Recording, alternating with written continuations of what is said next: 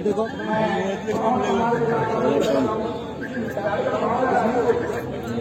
ये 2 महीने में आ रही थी, अभी आज इसमें रहा,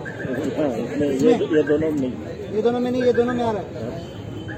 आधे सौ रुपये